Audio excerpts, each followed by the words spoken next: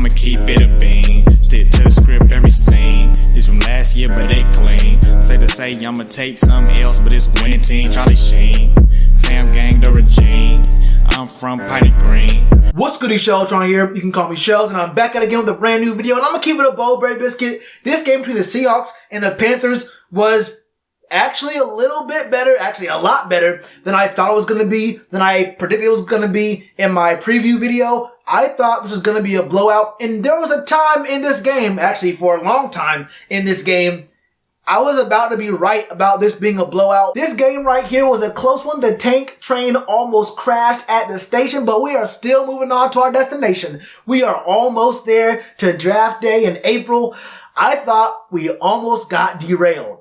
I thought these Seahawks were gonna fold, and this Seahawks team just loves to fold. This Seahawks team is not clutch. This Seahawks team, their record is not indicative of their actual skill. Now, they were missing some pretty important players in their pass rush, but we'll get to that a little bit later.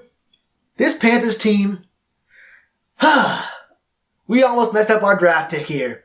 We almost messed around and won this game, but thanks to Kyle Allen and Dante Jackson, we gonna be right.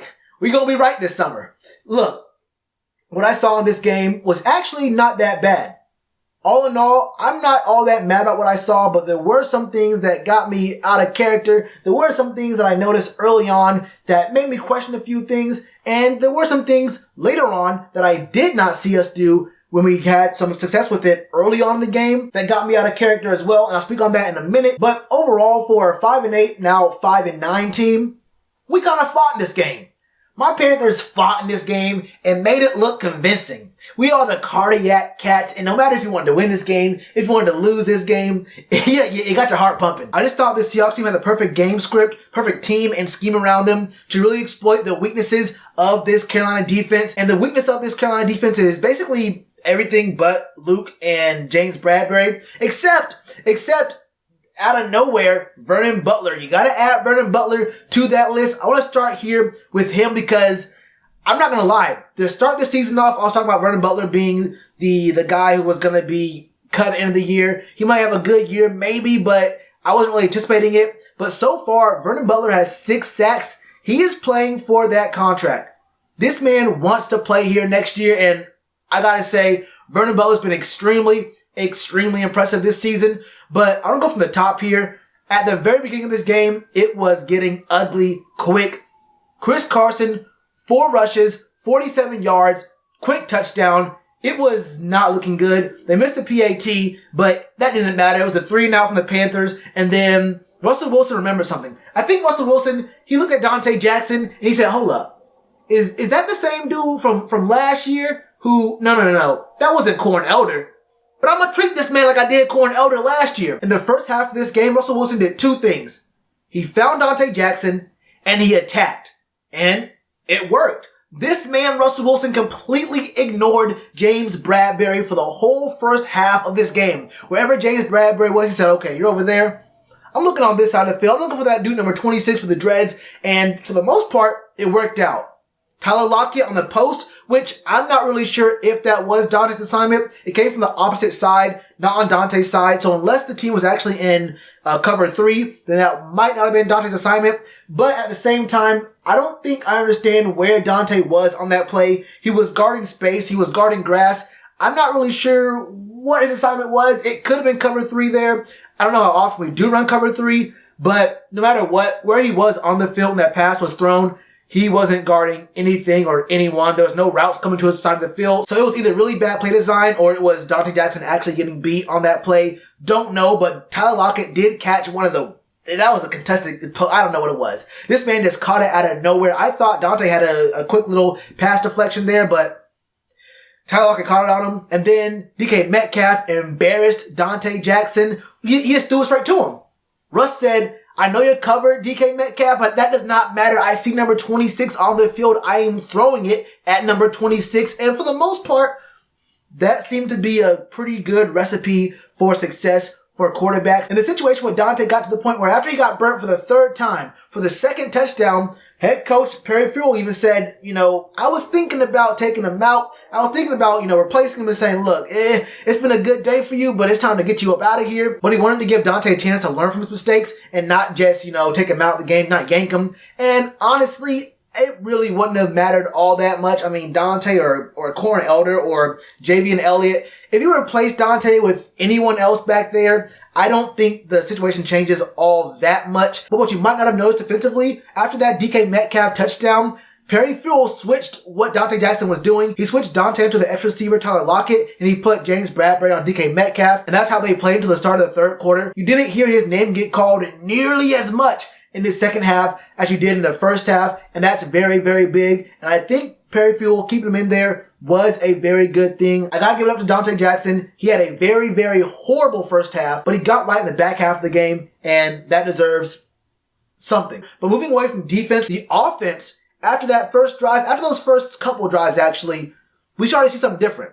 We saw the team doing a lot of misdirection. We saw us doing a lot of pre-snap motion, a lot of trick plays, gadget plays. Curtis Samuel going from receiver to running back. C-Mac going from running back to wide receiver. And we saw some pretty good production come out of those trick plays we ran in the first half. And it might seem like we did a lot of new things like Scott Turner. Whoa, Scott just brought these new wrinkles to the offense. And like, whoa, maybe we're seeing something here. Maybe we're seeing something new from these Panthers here. But those were kind of the same exact things this Panthers team was doing in the first half of last year. Under Norv Turner, we were doing a lot of the same setups that we saw Norv do back when Cam was healthy in the first 8-9 games of the season. And to be honest with you, even though we were pretty creative in the first half of this game, it wasn't nearly as creative as what we were doing last year with Cam in. And I think what happened with Norv is he just got way too scared to do those kind of things with Kyle Allen in. He felt more comfortable with Cam running those trick plays. And he said, I'm going to get just a little bit more conservative, a little bit more traditional with Kyle Allen. I don't want to try to do all these different kind of pre-snap motions, trickery kind of things. Might be a little bit too much put on his plate. But Scott just said, I'm just going to do what my dad was doing from last year, plug it in here. If it works, it works, and we'll see how it goes out for us. And it worked really well for us, but we only saw those things going on in the first half of the game. In the second half, we saw significantly less trick plays, pre-snap motion, Curtis Samuel getting rushing, having Christian McCaffrey out wide. We did not see those kind of things happening. And that's what the biggest thing for me was. If we notice something like that working against a team, but then we go away from it, then what was the point? We saw some really good things come out from using that trickery, and we moved away from it in the second half. But we saw some very, very good things out of this Panthers team in the second half as well. Christian McCaffrey, 88 yards on the ground, 87 yards through the air. The man cracked 2,000 scrimmage yards on the season. You can't overstate how important this man is to the team. DJ Moore, another quiet 100-plus yard game receiving. These mostly came later on in the game once the Seahawks were playing kind of off and not really trying to, play very good defense. But it kind of got scary there near the end when we got within one score, and we almost came back and did a little something to this Seahawks team. We almost did something to this Seahawks team, but it was just really bad mistakes, mostly on Kyle Allen. The man had 1 touchdown, 3 interceptions. 1 interception, I'm not sure I can really give to him. There was one pass that was to Chris Hogan, where Chris Hogan was wide open in the zone, but I think it was KJ Wright who just came across from his linebacker spot and then picked him off. But I thought Chris Hogan had enough time to charge the ball, be more aggressive and go toward the ball, not just wait there and sit down in the zone. I think he probably could have got that catch or at least prevented that interception from happening. I don't want to put that all on Kyle Allen, but the other ones, those are just bad decisions on Kyle Allen's part. Trying to do way too much, trying to be a little bit heroic sometimes. Sometimes taking the sack is the smarter play than throwing it in harm's way. And those are the kind of things you get from a young, undrafted quarterback in his first year in the NFL. At this point, I don't expect very much different from him. And I know there's a lot of Panthers fans who want to see Will Grier right now. I saw a lot of people talking about Will Grier maybe coming in. Maybe Will Grier can start for us or whatever. I've said it before. I don't understand what the whole Will Grier thing is about. Yes, Kyle Allen looks bad. And yes, we did just draft Will Grier. But I don't see the whole point of bringing him in right now. I think if you knew about Will Grier before the draft, you understood he was always going to be a project quarterback who was at least a year away from looking good. And look, if he comes in and he plays bad, then you're going to say, oh man, this is a wasted pick anyway. Why do we even put Will Grier in? And if you bring him in, he plays good, but then he gets injured, then it's, oh man, the coaching staff is so dumb. We have him on contract for 4 full years and you bring him in and now we not only wasted a 3rd round pick on this guy, but now we don't have a backup quarterback anymore. And it's really just a situation where Will Grier just can't win.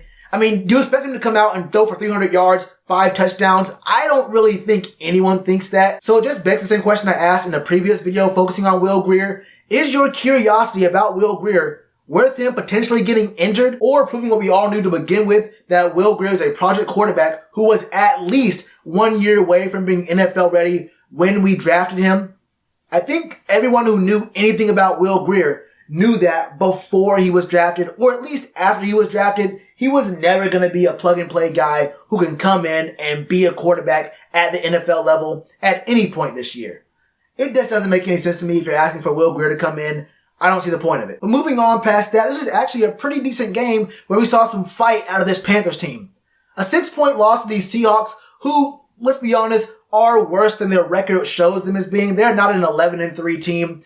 This team is not very good. Too many close wins, and against teams that are actually good, yeah, it's gonna be a hard task. I mean, if you're only putting up 30 against the Panthers and letting us score 24 points and giving us a chance after like 5 straight penalties to get the ball back and score again, you're probably not as good as your record shows, and the playoffs are not going to be a very fun place for these Seahawks. Overall, I can't say I'm that mad about what I saw in this game. What I saw in this game was a team that got beat up early and then, fought back later on. The O-line played impressively good for a team that, didn't have their biggest stars on the edges. And then Bobby Wagner got hurt for a little bit near the end there. So we might have seen something different if this Seahawks team had all their pass rushers. But still, even with what we were going against, I thought this was actually a pretty decent game for the O-line. A very good game from C-Mac. A good game from DJ Moore. Wanted to see more out of Ian Thomas, but it is what it is. That's my thoughts on this game. What are your thoughts? Was this game better than you expected? Let me know your thoughts in the comments below. And you already know to do with that like button. Cheers to you, appreciate the chance. Been told y'all I been the man. Been told y'all I had the gift. Tell a friend to tell a friend. Real ones gonna recommend. Count this as another win.